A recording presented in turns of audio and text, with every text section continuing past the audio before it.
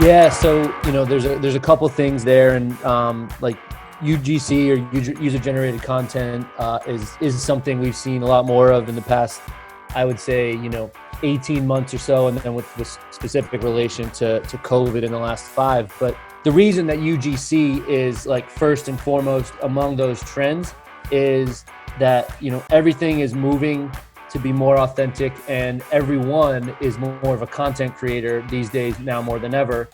And that's a wrap. The weekly wrap, ending Friday, August 28th, 2020. This week I'm wondering, can you do me a favor? And should we be depending on our audiences to deliver some of our content? And a crash course in brand journalism. So let's wrap it up, shall we? Our theme this week is trust. As Ernest Hemingway once said, the best way to find out if you can trust someone is to trust them. That's an idea you can trust, and this is the weekly wrap.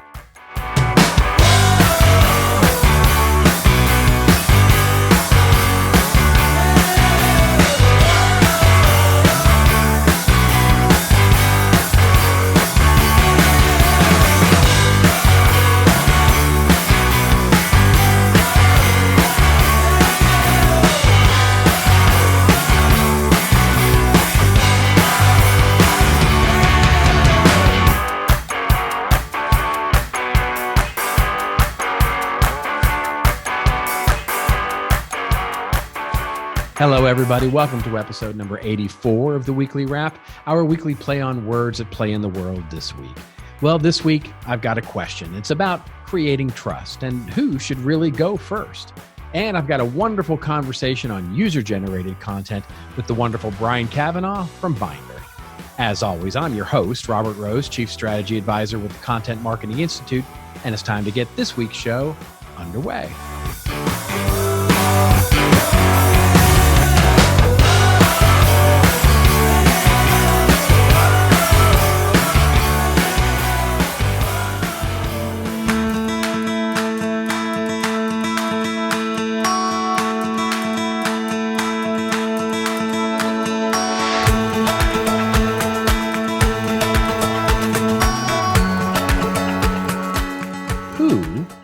Do you trust? You get a text message. It's someone you know, and they ask, "Would you do me a favor?" But then it stops. The blinking dots stop. You're waiting. It's getting awkward. See, it's a game of chicken. They're waiting for you to say yes, and you're waiting for them to tell you what the favor is. Now, there are certainly people in your life where the answer to that question is a default, yes, of course I'll do the favor for you. You know you're going to try and do it before you even know what the favor is. Why? Well, probably because of some tacit agreement in the person asking, right? Married couples, you know what I'm talking about. When my wife says my name with a particular trailing tone, I understand I'm about to get asked to do something, and it's not really a question.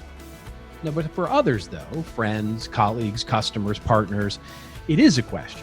And when we're in that game of chicken for who's going to blink first, it comes down to one specific thing: trust. And who's going to trust first? But what is trust?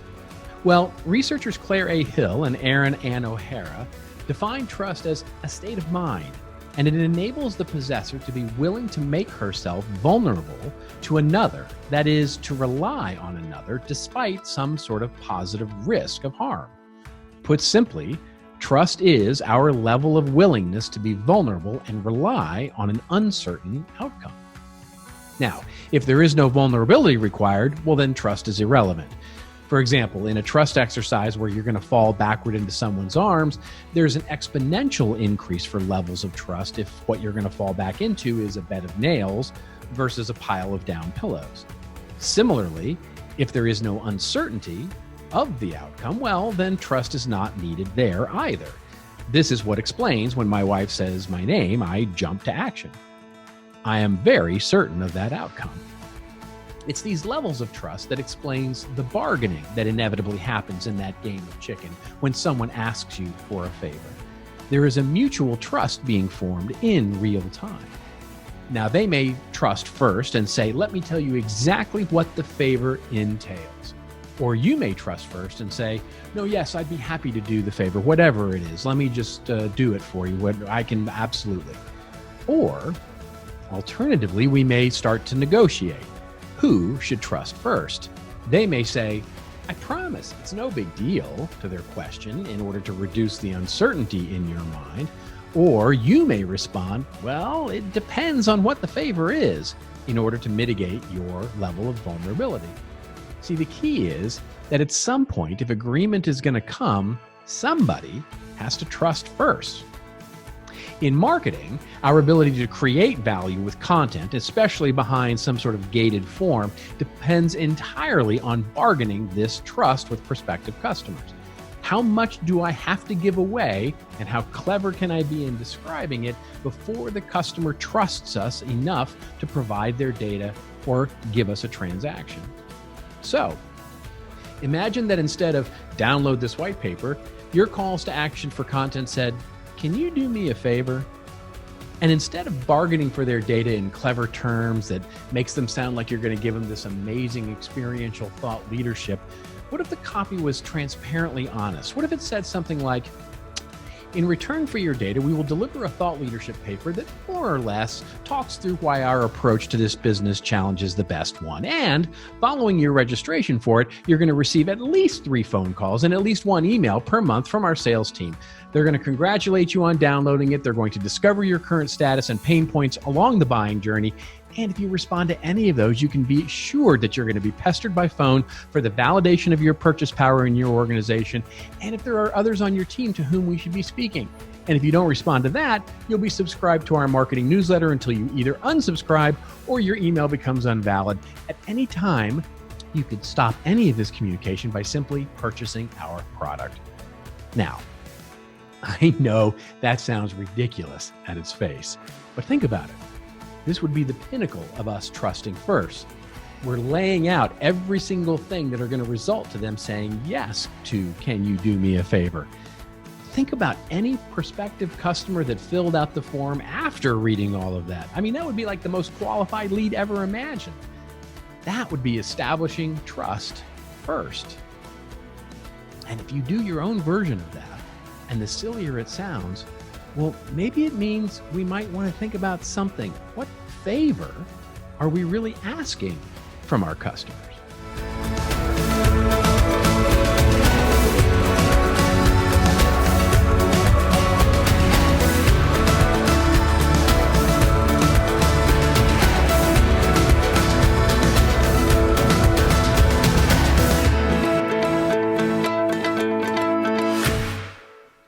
So now it's time for our interview segment, and we've got a really good one this week. It's Brian Kavanaugh from Bynder. Brian is the Director of North American Field and Global Customer Marketing for Bynder, the digital asset management software company.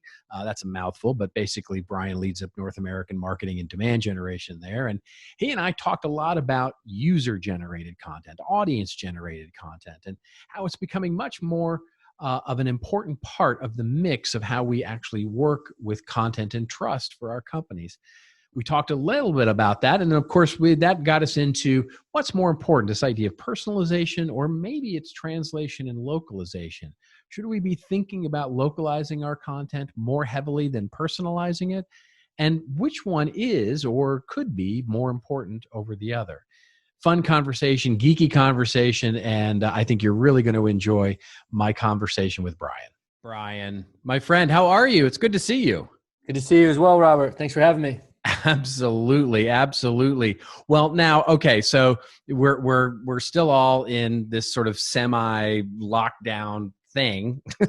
Where have you chosen to lock down? Where are you located? Yeah, so I'm locked down in my apartment in Boston, which is where I live and where Bynder has one of our 2 main U.S. offices.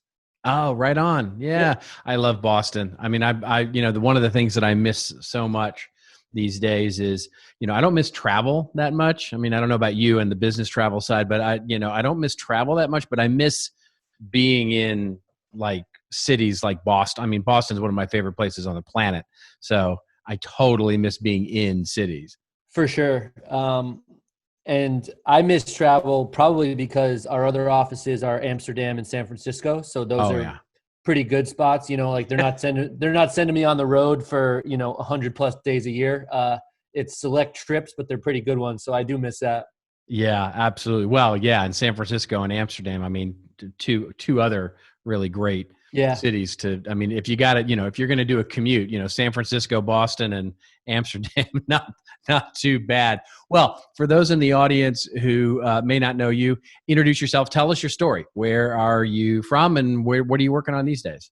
Sure. So my name's Brian Kavanaugh. I'm the director of U.S. field marketing and global customer marketing for a company called Bynder, which is a digital asset management platform, which may or may not be familiar as a category to some CMI weekly wrap listeners, but it's within the Martech ecosystem, so to speak. And so what I'm kind of working on these days, or what my story is I started at Bynder 4 years ago when we were a bit smaller, and that idea of marketing technology, DAM, which is our acronym for digital asset management. So if you see me say DAM, you don't have to bleep it out. And so it wasn't as well known, and we've seen some really cool company growth and also just category growth within our key audience, which is brand marketers, content marketers, creative services professionals. And that's what we're up to, is kind of evangelizing and kind of telling that story around proper brand management and the impact of brand on business. So that's kind of my mission, is like I said, getting that good word out there on the impact a brand can have on company strategic initiatives. We have a team now in the U.S. as well as the Netherlands that I kind of alluded to. So it's been fun. It's an interesting ride so far. Yeah, absolutely. Well, so I'm a lot older than you, sadly. So, but Wiser. the funny thing is, I've watched. I mean, I cut my teeth in the content management industry. Starting 20 years ago now, which is holy smokers. But I've watched DAM really grow up. I mean, DAM was sort of this thing, 20 years ago, where yeah, if you were a media company or if you were, a huge corporation, you needed to think about it. But these days, it truly has become sort of system of record for so much of what we're doing in content marketing these days. And Yep. I think one of the most interesting things to me is when you start looking at where DAM is today and managing digital assets, how much of it has to do with not just organizing your internal stuff, sort of acting as, sort of a better way to organize all your files, but in many ways organizing, managing, and helping to measure some things that we never would have thought of. Things like, well, for example, user generated content, right? Yep. So, social media, user generated content on our owned media properties, all of these kinds of things are becoming such a huge component of the content we have to manage. What are you guys seeing in the way of user generated content, and how that's really affecting the way that content marketers are managing and leveraging and activating their content? Yeah. So, there's a couple things there, and like UGC, or user generated content, is something we've seen a lot more of in the past, I would say, 18 months or so, and then with specific relation to COVID in the last 5. But the way we look at it and what we see our customers, who are across a couple different industries but tend to be on the larger side, that kind of 1,000 employee plus range, is when we've traditionally said touch points, we would think of just a few. So website, Instagram, maybe PR if you're running that. But then if you look at it more holistically and just think of like endpoints, or where is there a customer interaction, there's those, of course, those are important. But then there are also, you layer on top of that, resellers and distributors, partner channels, co-marketing efforts. And so that's where that idea of managing your digital assets effectively has just bears so much importance, which is kind of, what we see in our customer base and from our perspective. But it's the reason that UGC is like first and foremost among those trends, is that, everything is moving to be more authentic, and everyone is more of a content creator these days, now more than ever, given, the sheer number of options at our disposal, namely the phone in our pocket, but it could be, it could be other things. And there's a couple just like really interesting trends of happening in UGC. One, I think that there are many data points and studies out there that show that authenticity converts. And what's more authentic than a handcrafted or a sort of original piece of content, a photo, if you will, from a user having an experience.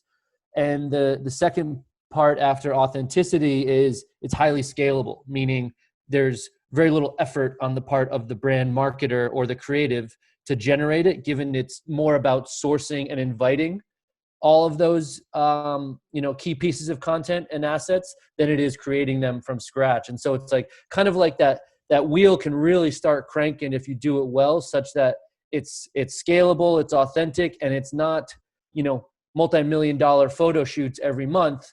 It's a program, like I said, that invites some of the most authentic content you can imagine if you do it right. Do you find that, when you're looking at the user-generated content that's coming into various brands, the first thing that comes to mind is when you start thinking about that from a marketer's perspective is, okay, well, they're going to participate in, some contest, or they're going to, participate in some campaign and submit their pictures or submit, some asset that we're going to want to collect.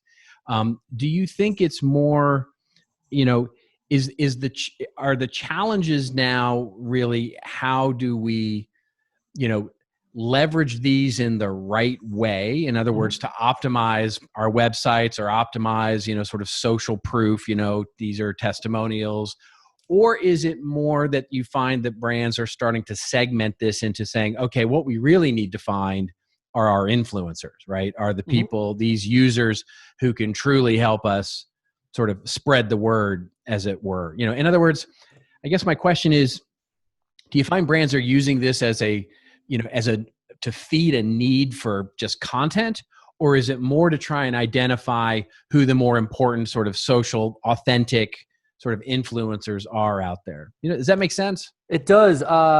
I think it's both. I think it's primarily the former versus the latter, just because influencers can be a little bit category specific. Obviously fashion or cosmetics come to mind, but maybe some other brands or categories are precluded. But what you asked is like, okay, like what is it? A promotion? People sign up, people submit.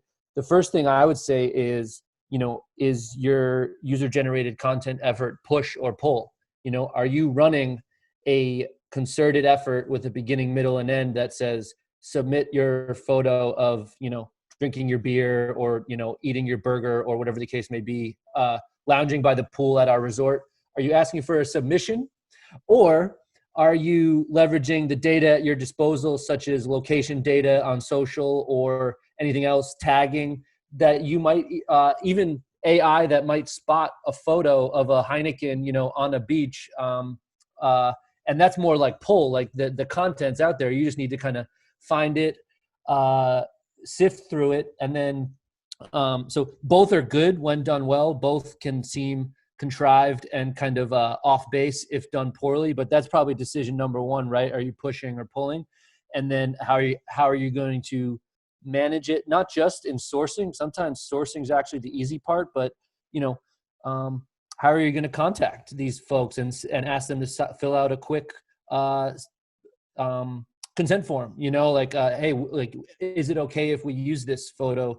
And even when you have that consent form, where are you going to store it and then circulate to your stakeholders, namely your social team and your agencies? Hey, this is approved. Go make something cool with it.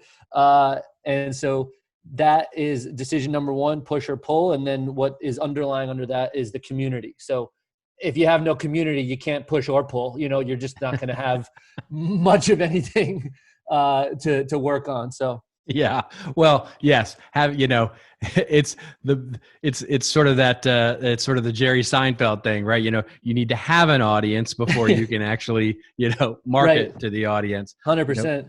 And I will say some categories just have a natural advantage, right? Anything that's experiential, you don't have to look very far of people taking photos and sharing it. More physical products, that's where the brand comes in, because if it's not like an A+, like brand, you might not get folks taking a picture or including it in their videos, but that's kind of the challenge, is to build that community. Yeah.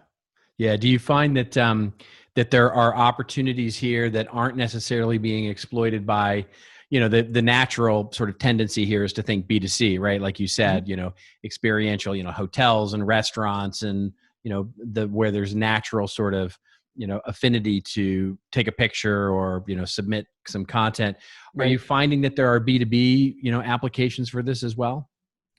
I think that there can be. The other thing to keep in mind is anything that isn't quite so B2C, but could even be a government or nonprofit, Mm. really inviting people to post. And what drives donations more than an authentic photo or video of someone engaging with a charity organization or a government organization built for good. So I think that is interesting. Then anything in healthcare and education could be interesting, especially these days, with remote learning. And then for pure B2B, or like the space that I operate in, SaaS, I think that there's opportunity just to make it more visual, because B2B is used to the written testimonial or the kind of like PDF case study, right? But and a lot of that is a little bit old school, or maybe a little bit too produced. And so I think the opportunity is maybe to get more kind of like in the spirit of consumer audiences, which is just taking a video on your phone, and or having some screenshots of something cool you did with a tech product, and leveraging that in an authentic way, because I think that that's what people are thirsty for. And I think I don't have anything offhand, but I think that LinkedIn data in terms of shares and likes probably would support that, in terms of sharing something a little bit more raw and authentic about what you did with a tech product. Yeah, so I think that's probably the opportunity if we're thinking B2B. I think it is too. I mean, I think, I've seen some really interesting,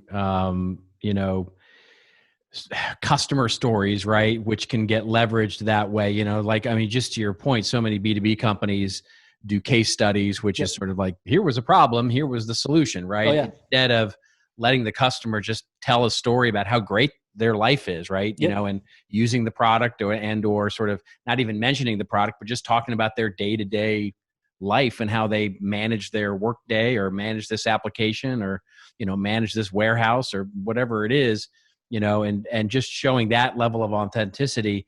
The fact that you're the one distributing it, you sort of you get that benefit from. It's what a great way to sort of get authentic content from your customer base. I Yeah. think so. And I think it speaks to segmentation, and relevancy, because, at Bynder, we have creative directors is one of our like kind of champion profiles, or those that really use the platform. And when we have an authentic kind of video of a creative director just talking about their day to day, talking about, Bynder, that might not resonate with some other digital marketers, some other types of marketers, and that's okay. But when another creative director watches that video, it's gonna hit them in a way that's pretty impactful, and like they kind of really get it, and that's the goal with some of this stuff, is that as relevant and direct of a connection as possible. Yeah. One of the other things that I know that you're doing a lot of these days, and it's certainly something we've seen, in terms of the expansion of DAM to all kinds of businesses, is, we typically call it the trans creation process, right? Which is, includes everything from translation, localization, reproduction, reuse of content across so many different, whether divisions or regions, et cetera. And I know one of the things that, we talked about sort of leading up to today was this idea of, how you're looking at localization almost in more importance than personalization or content targeting. Is it more important, or is it less important, or is it as important? What is your, when you look at localization out there for more global organizations, what are you Mhm. seeing when it comes to asset management? Yeah, I think that when you talk about localization, it is as important as something like personalization. It's just less talked about, or it's less defined, maybe a little bit underrated. And when we say Not local, nearly as sexy, right? yeah, exactly. But there's a foundational element and a workflow element that I just don't see many global organizations like fully hitting it out of the park on, right? But they all want to, and I think that there's an opportunity for them to.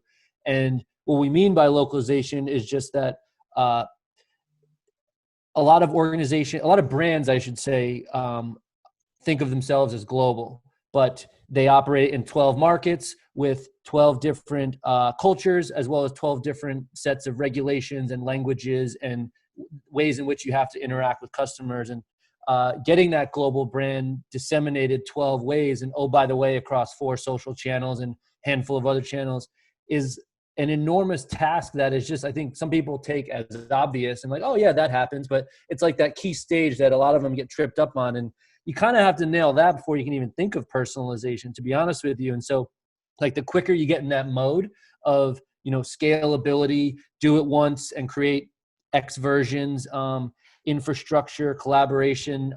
Those are like the kind of the key tenets to a global brand that we see, and that, those that do it well have a distinct advantage over the kind of dinosaurs in their categories that are operating with 15 agencies, all of whom are on the hook for giant retainers. None of them are sharing assets, likely duplicating efforts, as opposed to surfacing the best and sunsetting the worst. So I just think there's a giant, streamlining and efficiency opportunity for brands there that nobody really talks about. Yeah, it's like, I'm shocked. You mean agencies are actually holding those assets hostage and actually not sharing them the way they should? I'm shocked, Brian. And that doesn't have to be an indictment on agencies either, frankly, because it's like the more, what we see is actually the more you unlock the streamlining and less duplication of efforts, less siloing of efforts, they are just free to do more innovative and original work. They're not just, creating these social assets or these web assets the same time over and over again. It's like, we want to, the good and agile and streamlined brands take that off the table. And now all agencies are really doing what they were hired to do, which is, create innovative, compelling, strategic work to engage customers. Yeah, that's exactly it. Wow, that's awesome, my friend. I could talk to you about this all day, but in the scheme of time here, so tell us where people can find more about what you're talking about, what you guys are up to, and everything about what's happening with Bynder.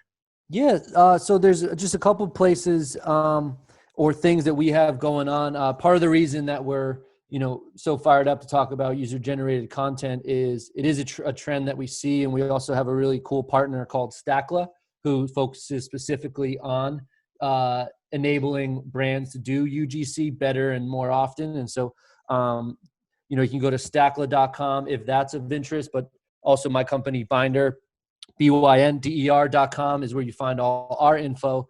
I'm on LinkedIn more than any other channel probably, and so an easy way to find me if you needed to, and my name isn't in any of the documentation here, is I happen to share the last name Kavanaugh of an infamous U.S. judge, and so you should know how to spell it. So that's like an easy shorthand. But yeah, like I do have a Twitter. I can't say I use it that often, so LinkedIn is where I like to share some of those thoughts and where I like to connect with people. Well, there's a joke right there about Kavanaugh on Twitter and something else, but oh god, yeah, maybe a good time to end. Yeah. Brian, thank you so very much for being on the show today. I really appreciate it. Yeah, same here. Thanks so much for having me, Robert. It was a pleasure.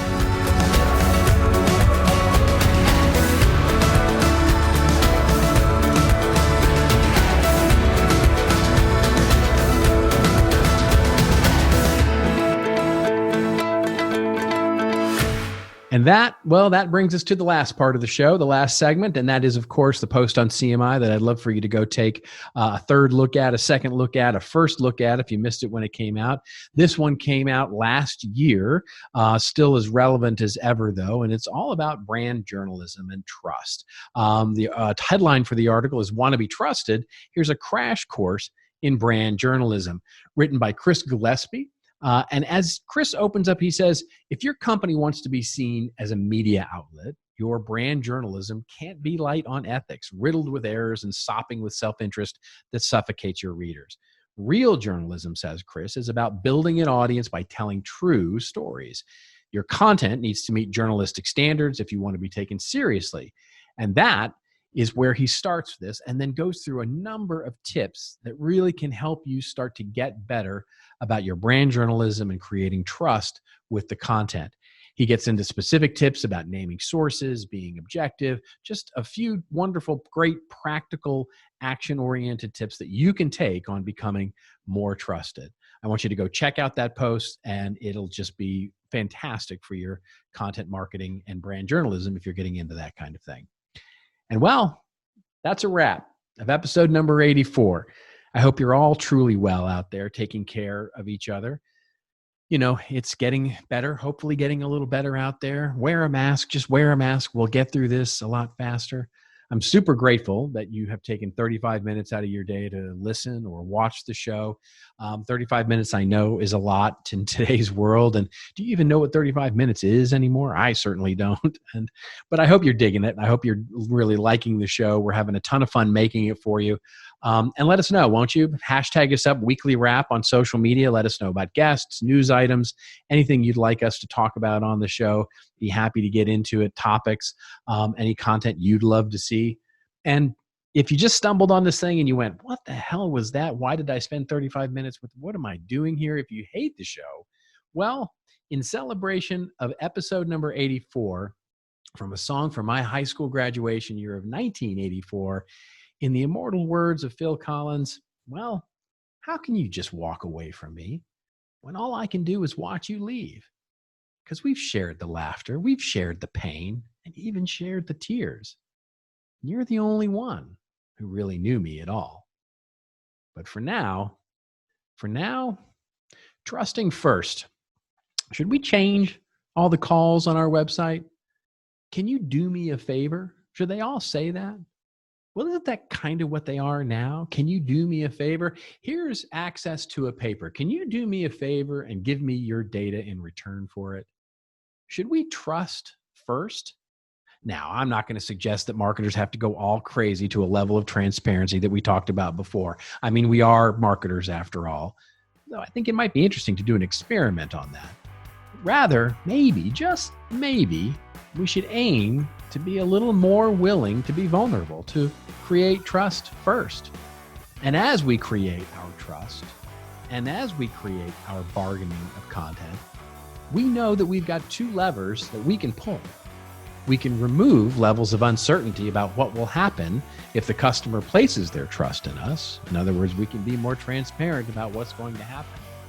Or we can change what happens and create safer spaces with our content where we decrease the amount of vulnerability our customers need to be willing to have if they put their trust in us. Both of those, all of those, are ways to ensure that we go beyond counting favors and start building trust. It's your story to tell, folks. Tell it well. See you next week on the Weekly Wrap.